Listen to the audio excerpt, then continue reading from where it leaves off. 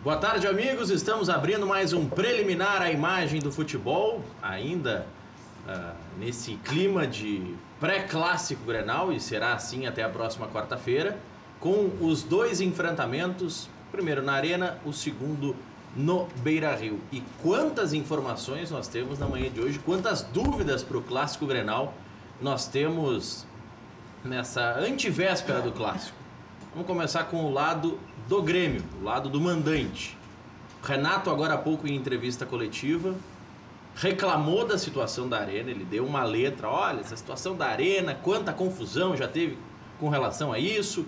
O Grêmio tinha um treino marcado amanhã, programado ali para a Arena. Certamente seria um trabalho fechado na maior parte, tanto que o trabalho no CT Luiz Carvalho será fechado.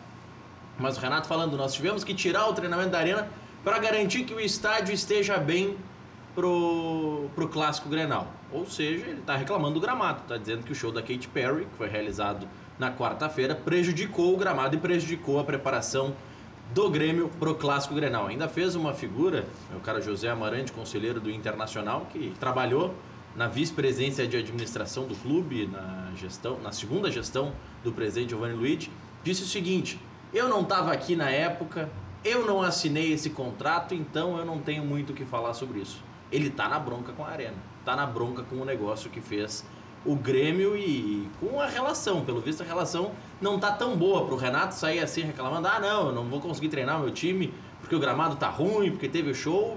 Alguma coisa não tá funcionando bem nessa relação. Ainda no Grêmio, antes de passar a palavra para o Amarante e para o Thiago José, até para resumir para os nossos telespectadores, na metade do treinamento, o Luan teve uma dividida mais forte, sentiu, foi atendido pelo Dr. Márcio Dornelles, mas voltou à atividade. Isso aí não é dúvida nenhuma para o clássico. No final, e aliás foi este lance que gerou o final do treinamento do Grêmio, o Arthur estava no lance, tocou a bola para o Ramiro dividiu com o Lima, uma dividida forte. O Ramiro ficou 5 minutos sendo atendido no gramado do CT Luiz Carvalho e teve que ir para o vestiário carregado, com o auxílio do Dr. Márcio Dornelles. Não está 100%, o Ramiro certamente vai fazer algum exame de imagem, vai fazer algum acompanhamento. Foi aí não se sabe se é uma torção, um entorse, um choque apenas no tornozelo direito.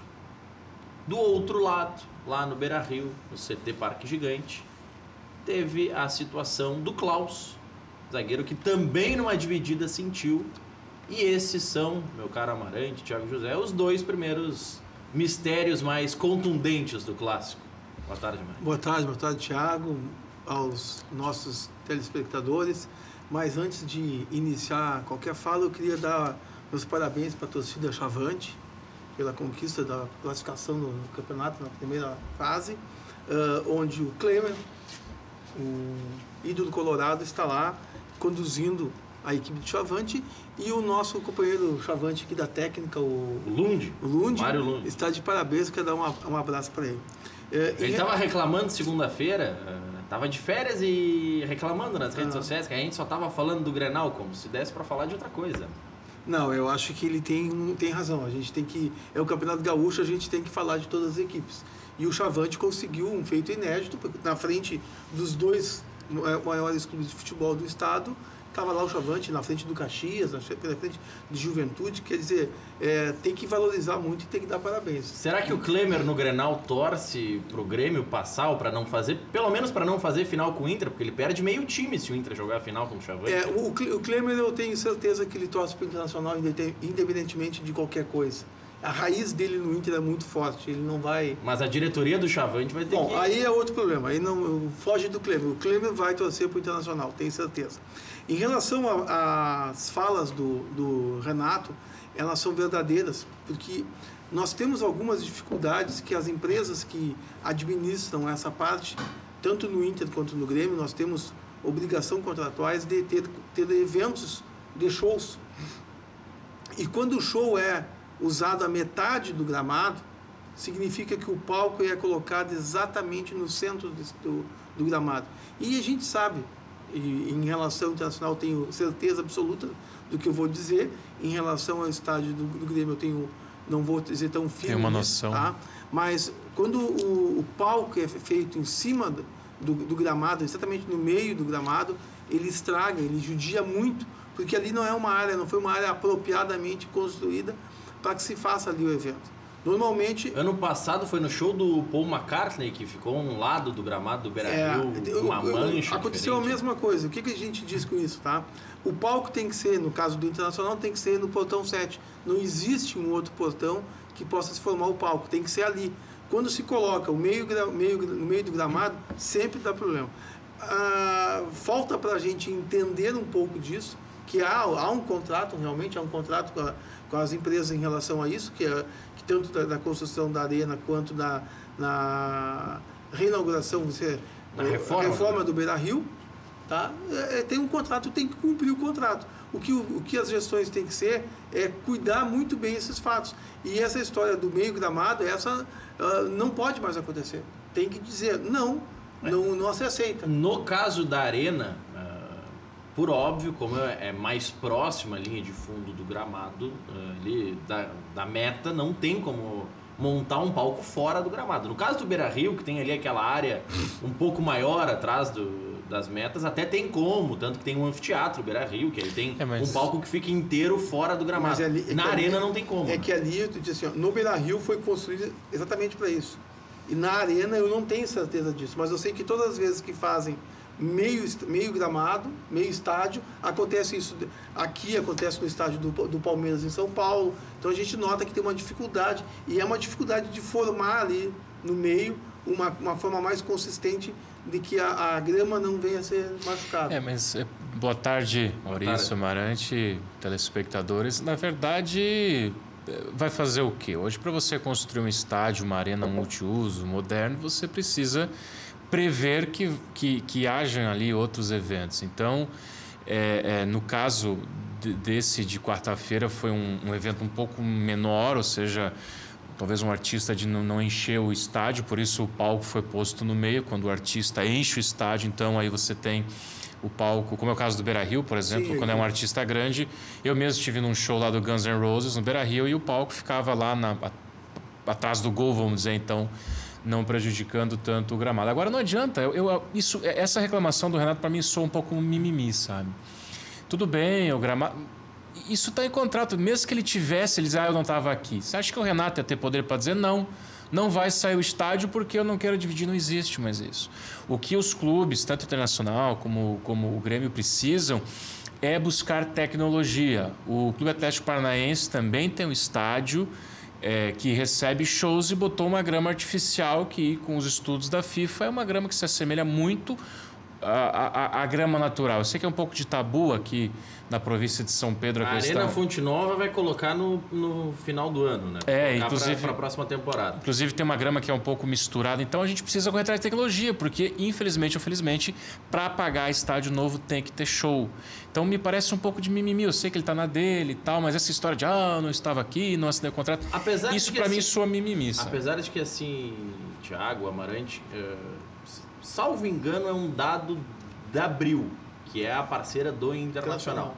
60% das receitas da Abril são adquiridas nos dias de jogos. Claro que é um percentual importante, 40%. Pois eu ia dizer, como é que vai fechar? Mas ainda a principal receita é o futebol, porque talvez, de certa forma, nós ainda não nos adaptamos ou não temos no mercado gaúcho uma demanda tão grande para ter 10, 12 shows em cada estádio a cada semestre. Não existe uma demanda para isso. Não existe essa demanda. Porto Alegre não tem... Porto Alegre não pode ter 2 estádios que nem o Grêmio tem e o Inter tem. Não pode. Em condições normais não pode. Não comportaria. Não pode. Se for para futebol, eu ainda acho que para futebol também não comporta. Porque... obviamente que é difícil tu dizer assim que nosso estádio, que nós teríamos um único estádio compartilhado com as duas equipes. Seríamos como Milão, né? Onde San Siro e Giuseppe Meazza. Roma, onde tem estádio olímpico. A Lazio e a Roma, o estádio olímpico de Roma, mas nós não temos esse perfil aqui. E por não ter esse perfil, nós temos um custo elevado de manutenção do estádio, tanto do Beira-Rio quanto da Arena. Então, tu imagina o seguinte, as empresas que fazem eventos já começam a enxergar que há uma dificuldade e começam a discutir com os dois. Aquele que faz o preço mais barato, leva. E o que eles buscam? Eles buscam tentar ter o retorno daquilo que eles investiram para que fizesse a reforma e construísse o estádio. É uma discussão que não leva a nada, eu não vou entrar no detalhe do posicionamento do Renato, se é um mimimi ou não, tá? Mas eu entendo que é uma reclamação que o Renato faz. Recorrente, E é evidente quando tu enxerga, principalmente quando tu está no estádio, tu vê mais esses problemas, porque tu olha e enxerga, fica feio. A TV às vezes mascara esse tipo de coisa, porque depende da posição das câmeras dentro do... Não, eu, assim, para ficar até claro para o telespectador minha posição como cronista, né, como narrador que sou, eu não quero tirar o direito dele reclamar. Eu acho que vivemos, graças a Deus, uma democracia, e a parte da reclamação, o prejuízo técnico que eventualmente possa ter, ele teve que mudar o treino de amanhã e tal, isso não tira esse direito. Agora, voltar com esse papo de eu não estava lá, eu não estava aqui, não foi o que eu assinei, isso me parece mimimi. Não, sim, aí sim. Né? Porque nós vivemos numa sociedade que é movida a dinheiro, vou fazer o quê? Os clubes precisam de dinheiro. A Arena, para abrir as portas, precisa de 200, 300 mil reais. O Beira-Rio, algo em torno disso também. Então, eu acho que ficar remoendo é só para tentar até medir um ibope junto ao torcedor. Acho que o Renato não precisa disso. Eu acho que ele pode reclamar, ele pode ser democrático, ele pode dizer, olha, vai ver o prejuízo técnico, eu estou bravo que amanhã vamos ter que mudar o treino. Agora, não volta lá atrás. Eu acho que isso é mimimi. Mas, Thiago, isso tem uma coisa interessante, tá? É a semana Grenal e é uma semana de 2 Grenais. No espaço de 10 dias, nós vamos ter 2 Grenais. Então, é complicado tudo. As notícias, tudo que o Renato for falar... Tudo que o Odair for falar vai borbulhar. E aí tu começa a ver os jogadores se machucando. Daqui a pouco uma lesão leve se torna uma lesão grave, porque o jogador está fora. As avaliações... Nós já tivemos jogador com perna enfaixada sem estar lesionado. Exatamente. Então, Teve jogador desembarcando não foi o Cláudio Duarte que desembarcou engessado e num Grenal? Acho que ele contou uma vez na rádio que ele trabalha que o Cláudio Duarte chegou engessado no Beira-Rio. E quando dá às 4h ele sobe o túnel e vai jogar para enganar. Foi o Fabiano que... Foi com o Fabiano que aconteceu? O Fabiano? Não, eu não sei. Que o Cláudio Duarte tem a história. Mas o Cláudio Duarte é muito interessante. Ele tem várias passagens que são... Se tu chega a conversar com ele ele é um patrimônio do Grenal. É um patrimônio de Grenal. Tanto é que ambas as torcidas gostam dele em função das passagens que ele teve. Mas se tratando de Grenal, eu só acredito quando o médico fala. Quando os dirigentes falam em relação à condição física desse e daqueles jogadores, eu fico desconfiado. Na qualidade de torcedor, eu fico desconfiado e dizer assim, não, isso é coisa para... Estão jogando para a imprensa. Quando o médico vai lá e diz, ele diz, não, está dando a opinião dele, aquela opinião que vai avalizar se o jogador entra ou não em campo, né? Sim.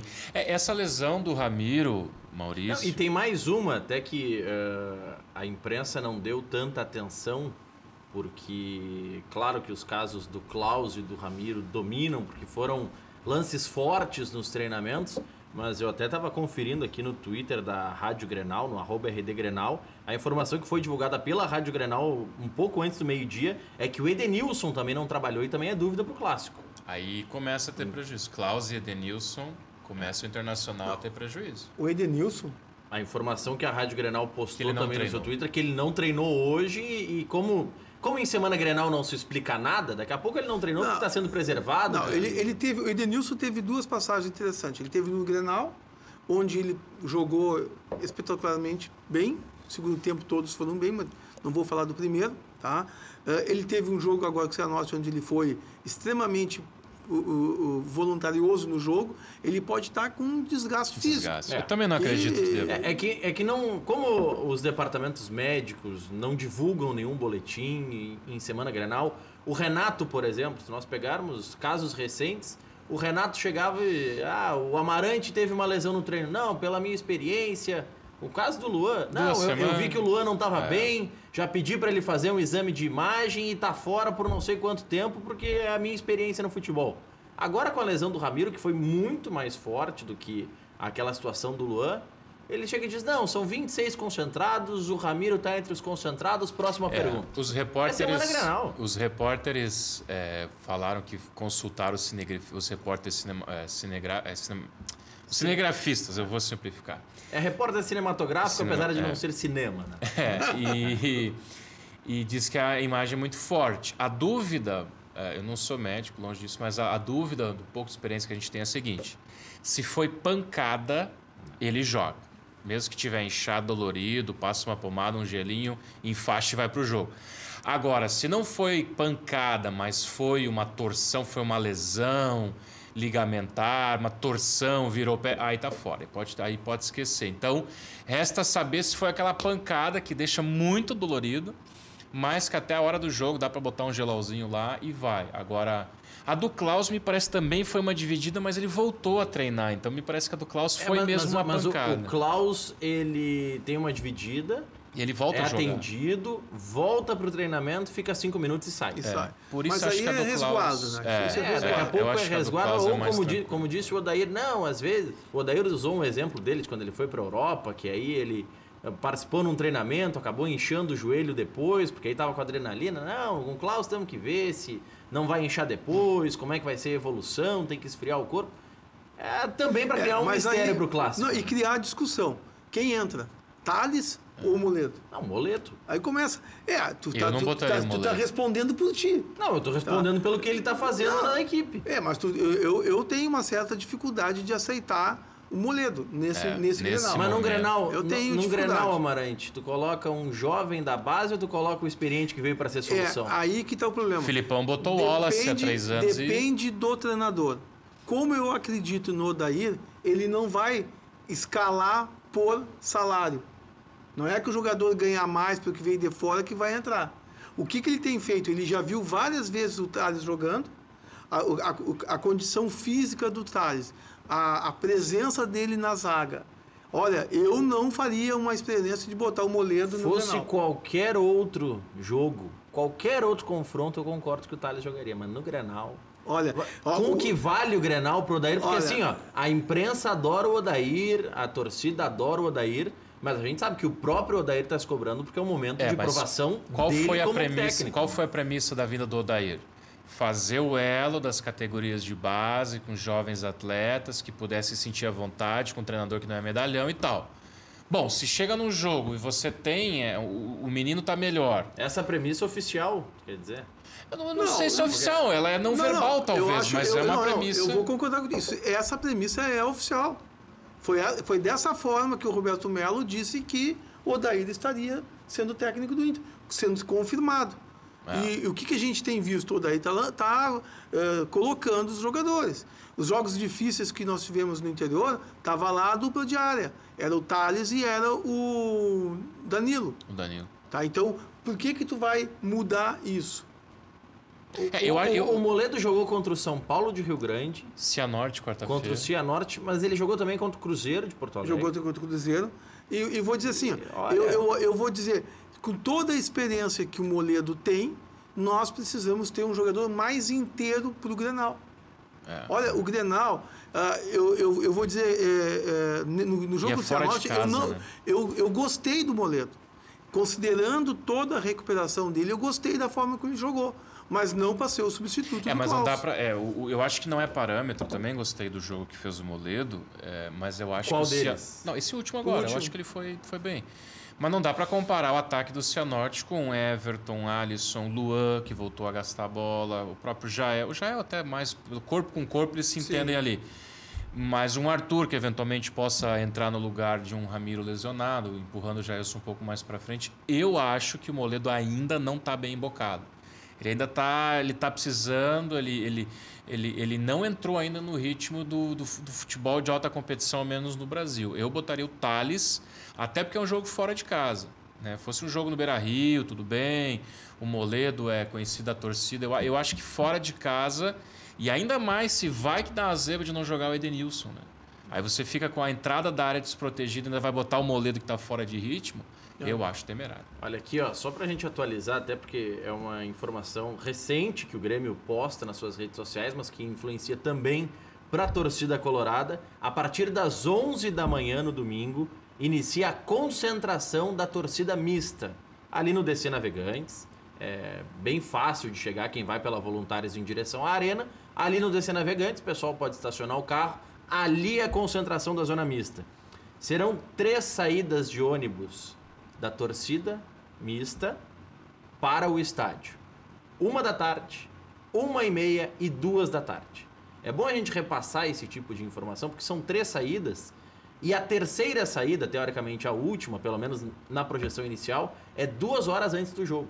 Então é bom a gente reforçar isso para os telespectadores, para, se você tem um ingresso para a zona mista, se você é colorado, vai com um amigo gremista que ele convidou, se você é gremista e está convidando um amigo colorado, vá cedo para o DC Navegantes, vá cedo para o entorno da arena, você vai achar uma vaga de estacionamento melhor e você não vai ter confusão. A torcida mista vai cedo justamente para entrar antes no estádio, para evitar qualquer tipo de confronto. Há uma mobilização grande dos órgãos de segurança pública para que nesse Grenal não se repita casos de violência, de emboscada, de pedra para cá, enfim, tudo o que aconteceu no último clássico, para que isso não se repita.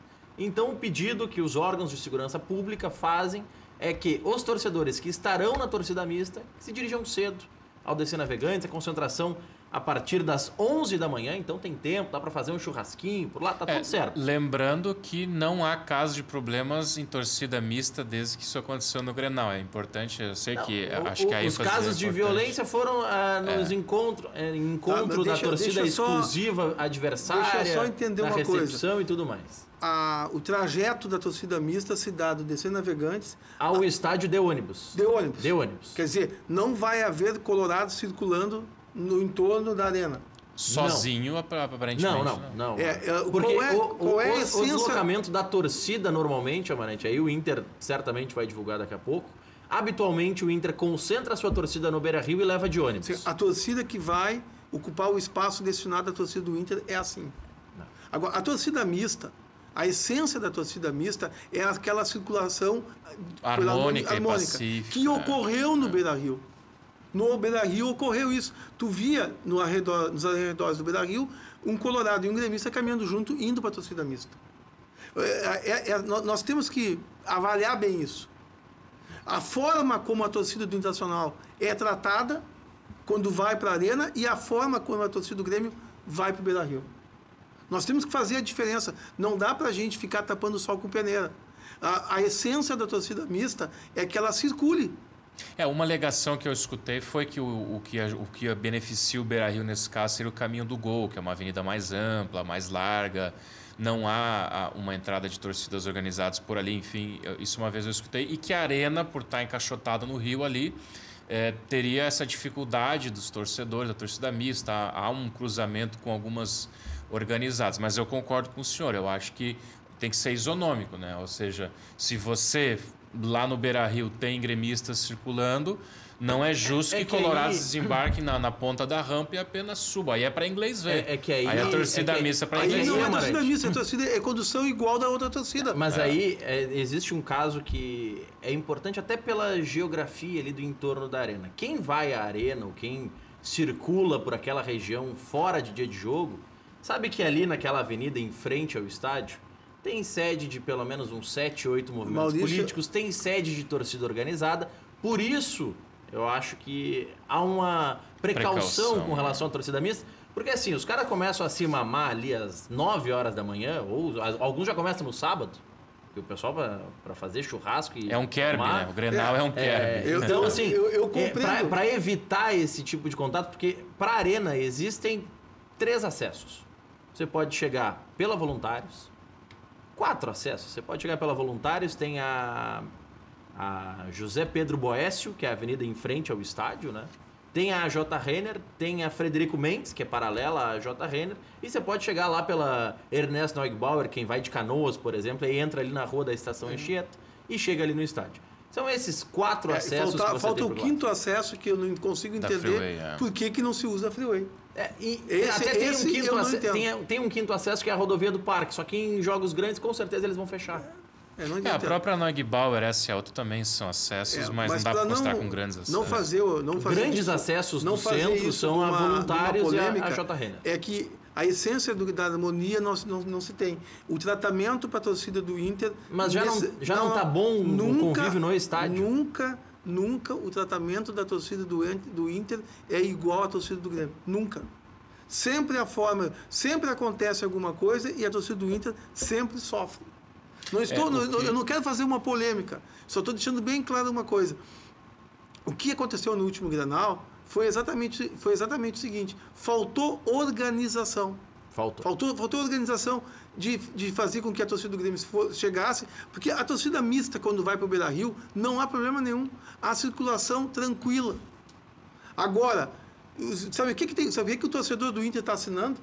Um termo de responsabilidade pelo assento aonde ele vai sentar. O local onde ele vai sentar, o torcedor colorado vai receber o seu ingresso com o assento. Aí ele vai chegar no jogo e vai sentar naquele local que ele está. Ele levantou daquela cadeira e foi embora. Alguém arrancou a cadeira e jogou para algum lugar. Tu assinou a carteira 1818, tu é o responsável. Tchê. Não vai se identificar torcedor assim, né? Não, e o ingresso é intransferível. É intransferível. Isso ok, isso concordo. É intransferível e com assento designado. Como é que tu vai conseguir organizar e cobrar alguém disso se tu tem meios para fazer isso? Se tem câmeras, focam todas elas para onde está a torcida. É tão fácil de identificar com câmeras, mas tomem atitudes claras em relação a essas pessoas. Vamos fazer vamos pegar um outro caso, Amarante. Nesse Grenal no Beira-Rio, foi jogado rojão contra a torcida do Inter. Como que Agora, como é que ele entrou? Segundo, as câmeras não... Mas quem faz a vistoria não é o Stuart?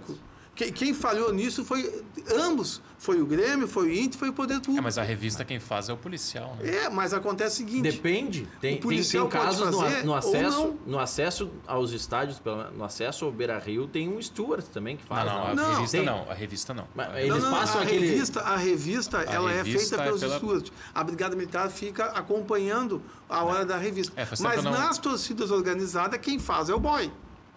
Então, o que está acontecendo? Só que não consegue revistar todos que entram.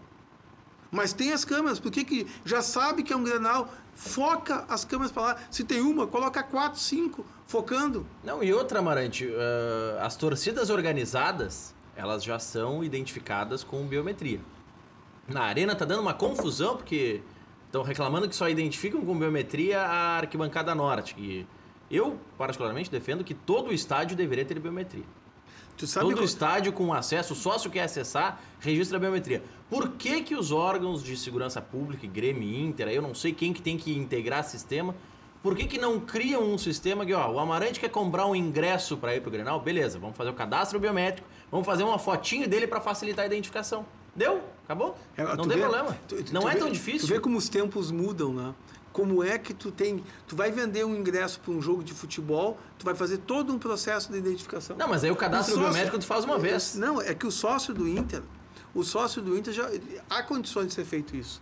Com o sócio do Inter e com o sócio do Grêmio também. De fazer a identificação e ter.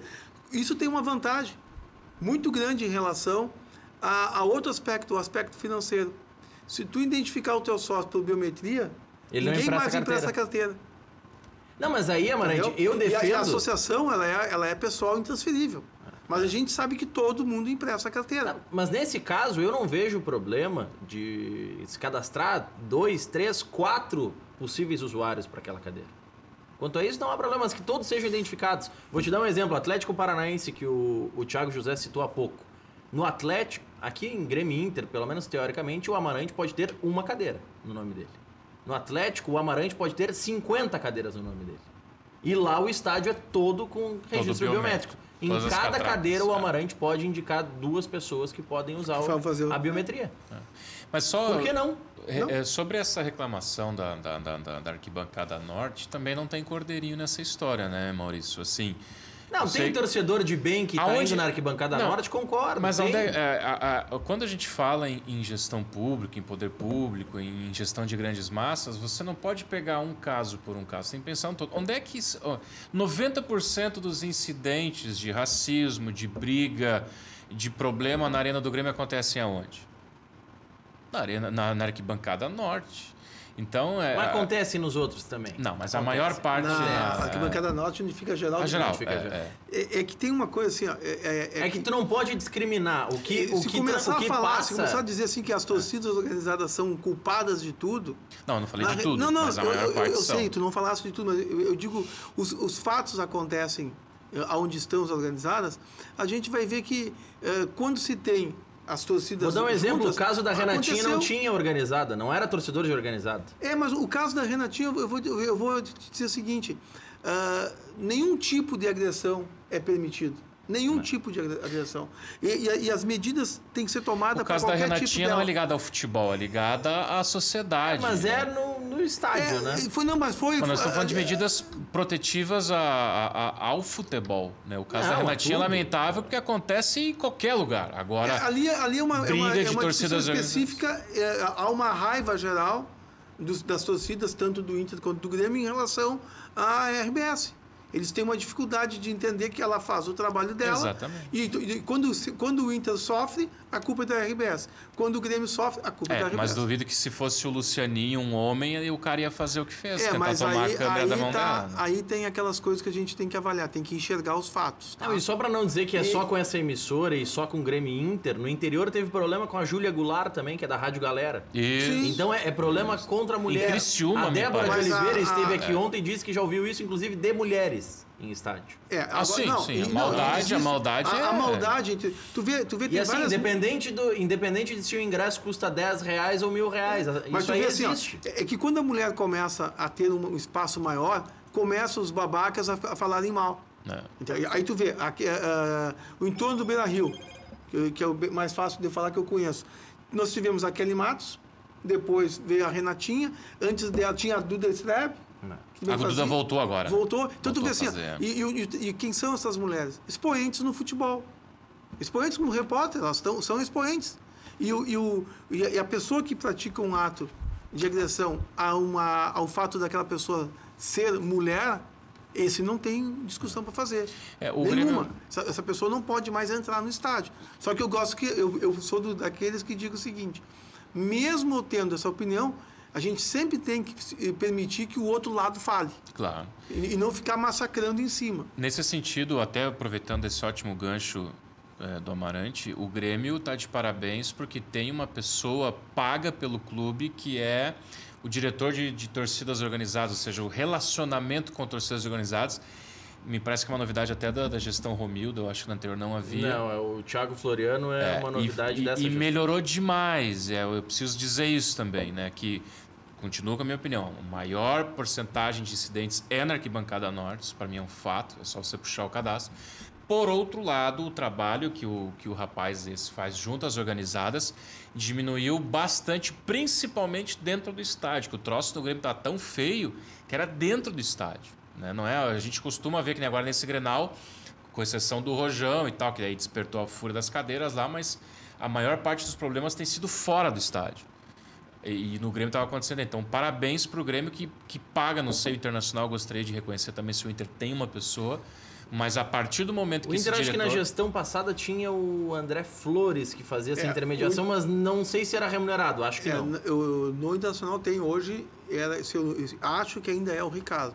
Remunerado? Não. Não precisava, eu gostei que o Grêmio está pagando alguém porque o troço profissionaliza. Na época que eu era vice-presidente de administração do Internacional, nós tínhamos o delegado Luiz Fernando, que cuidava da sociedade organizada e funcionava perfeitamente. Na gestão do Vitória, eu não sabia que era o André, mas... eu sei que o André ajudava, eu não sei se ele tinha um cargo para isso, mas ele ajudava. Que a questão da torcida organizada, a gente tem que ter um tato muito forte. Como tu trata a torcida organizada? Olhando no olho e conversando. E funciona.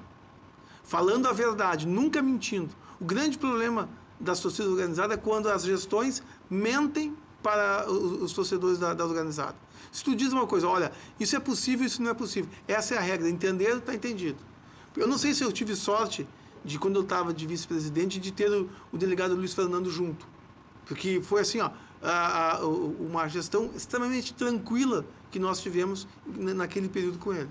Depois do intervalo comercial, as projeções das equipes, o que o Renato pode inventar para surpreender o Odair e o que o Odair pode também fazer de diferente para surpreender o Renato no Clássico. Já voltamos.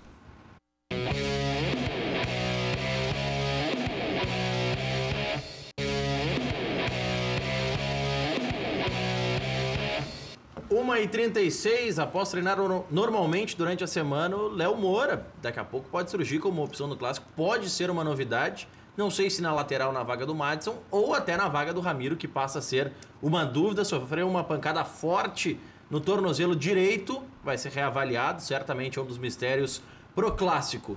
O Grêmio com algumas dúvidas, mas um provável time com Groi, Madison, Jeromel, Kahneman e Cortez, Jailson, Maicon, Ramiro ou daqui a pouco Alisson, pode ser o Cícero, pode ser Michael Suel, pode ser o próprio Léo Moura por ali, Luan, Everton e Jael. Vocês acreditam em algo diferente? Daqui a pouco o Arthur entrando na equipe? Thiago José. Não, com o Ramiro em condições, o Arthur é banco, até por causa do, pelo menos uma análise de retrospecto do trabalho do Renato Portaluppi, de que ele não bota o jogador que está voltando de um longo período de inatividade assim do nada. Até para reconquistar o grupo, aquela coisa toda. Assim como o Léo Moura não começa o Grenal. Está há 2 meses encostado no estaleiro, voltando de lesão. Não é do feitio do Renato Gaúcho, a não ser uma necessidade muito premente. Então eu acredito que o que possa acontecer é, em o Ramiro se lesionando, ele precisar buscar um outro atleta. Não acredito em Alisson. A imprensa está falando em Alisson. Não acho que ele vá com 4 atacantes para o Grenal. Que aí você tem Everton, Alisson, Luan e Jael. Eu acho que ele adianta o Jailson, que lá no interior já fez a função de camisa 10, jogando um pouco mais para frente. E me parece que o Jailson poderia dar tanto uma encorpada no ataque, mas também uma recomposição mais efetiva. Não acredito que comece o Grenal com 4 atacantes. Então você colocaria como Ramiro ou Michel? Não, Michel... Jailson.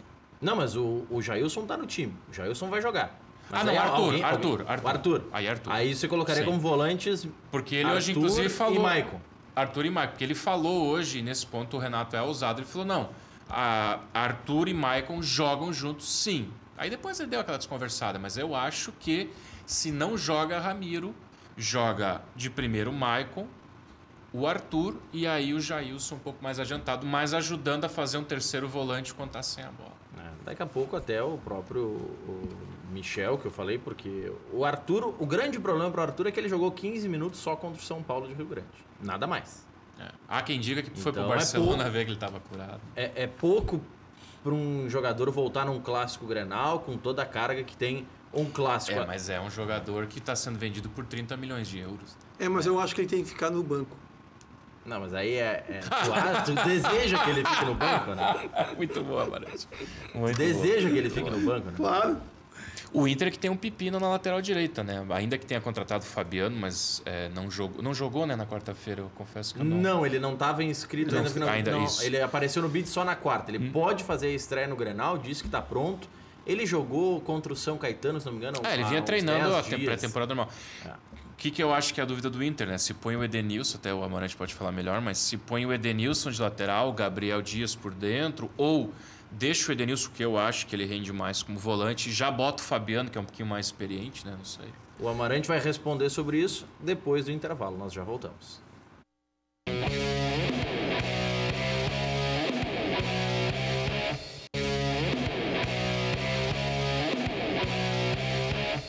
Bascaria, a melhor pizza de Porto Alegre. Tava conversando com o Thiago José. Covardia na hora do almoço, assim, né? Falando aqui sobre as pizzas, tem a gente com fome. O Thiago tava falando, tu comeu já a Paixão Cortes. Ó, picanhazinha defumada, vale a pena. A pizza Paixão Cortes, que é uma das especialidades da casa. Picanha defumada, mussarela de búfala, rúcula e tomate cereja. Esse é um dos muitos sabores que você encontra lá na Bascaria. Nada bate a Bascaria. Localização, charme, prazer, bom gosto e o preço pra lá de justo, especialmente no Top 5. O preço é inacreditável. Bascaria, na Comendador Caminha 324, em frente ao Parcão. Peça também em casa pelo 3061-6262. Você que está em casa, quer encontrar combustíveis de qualidade, promoções especiais e atendimento de primeira? Você sabe que é lá no Posto Boqueirão. Não sabe onde é? Pergunta ali no Posto Boqueirão, que conta com a marca Ipiranga, tem a confiança que traz a marca Ipiranga e os melhores serviços personalizados para o seu veículo. E agora você também pode abastecer no Posto Boqueirão. E aqui no Posto Universitário, em frente à Ubra, com a gasolina Octa Pro, lançamento da Ipiranga. Confira também a loja de conveniência, com um espaço agradável para o seu lanche ou cafezinho. E a Beer Cave, um freezer que é uma verdadeira caverna com as melhores bebidas. Posto Boqueirão, fica em Canoas, na Avenida Boqueirão, em frente ao Ginásio de Esportes SP e também aqui em frente ao campus da Ubra. Como é que você vê o time do Inter para o Clássico? O Fabiano faz a estreia, tem essa pseudo-dúvida do Edenilson, mas o Edenilson à disposição. Você coloca ele na lateral e deixa o Fabiano no banco ou coloca ele na frente da zaga junto com o Rodrigo Dourado e José Amarante? Eu deixo o Fabiano no banco. E deixo o Edenilson onde está. O Internacional conseguiu ter uma defesa consistente com ele. Ele dá volume, ele vai à frente, ele retorna. Eu não mexeria. Eu deixaria o Edenilson ali e Gabriel Dias seria uma opção. Tá? O Marcinho seria outra opção. Nós temos discussão sobre Na frente você Roger. colocaria Marcinho e Nico Lopes, como alguns querem, Marcinho e Roger, ou Nico Lopes e Roger, Amarante? Eu colocaria Marcinho e Roger. Porque Grenal, tu não pode tirar o homem de referência da área. E se tu não prender um dos zagueiros do Grêmio, Tu o puxa Jeromel... o Jeromel é um atacante. E se torna um atacante. Então tu tem que segurar o Grêmio na frente. Não podemos esquecer que há o gol qualificado nessa parte agora do campeonato. Fora vale 2, né? Então o que acontece?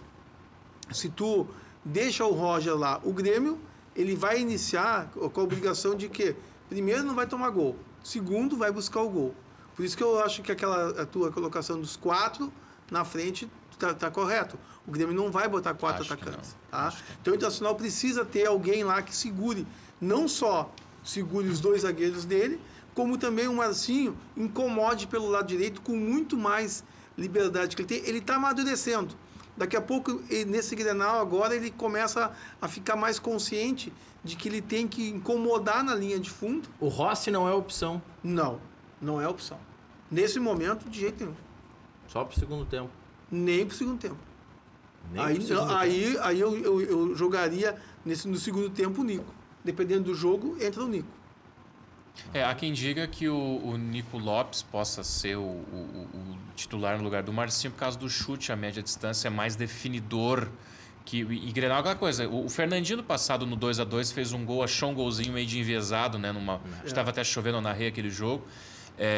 Há quem diga que o Nico Lopes, pelo chute de média distância, possa... Mas o Nico Lopes, ele é um homem que quando entra no jogo, tá, ele tem aqueles momentos de que ele apaga. E se botar ele no segundo tempo, dá um tempo menor dele apagar. É verdade. Eu pensaria, não tomar gol, se possível fazer gol para levar a decisão para o Beira-Rio. Só para fechar rapidinho, para a gente citar também o provável Inter: Lomba, Edenilson ou Fabiano, Klaus ou Moledo, Cuesta e Iago, Dourado, Gabriel Dias, depende da composição, como é que vai ser, mas pode jogar o Edenilson também ali no meio, Nico Lopes ou Marcinho, Patrick, D'Alessandro e Roger. O Felipe Luiz, lateral esquerdo do Atlético de Madrid da Seleção Brasileira, a tendência é que fique fora, inclusive da Copa do Mundo. O Alexandro está convocado para o lugar dele. Barcelona e Roma, Sevilha e Bayern, Juventus e Real Madrid, Liverpool e Manchester City, os confrontos da Liga dos Campeões. Só joguinho mais ou menos, hein, Maurício? Só joguinho mais ou menos. Só jogo ruim. É jogo de seleção. É uma prévia da Copa do Mundo, essa que é a verdade. Obrigado, Amarante. Obrigado, Thiago José. Bom fim de semana. Obrigado a você pela audiência. Às 7 da noite tem o Cadeira Cativa falando tudo sobre o Clássico. Até mais.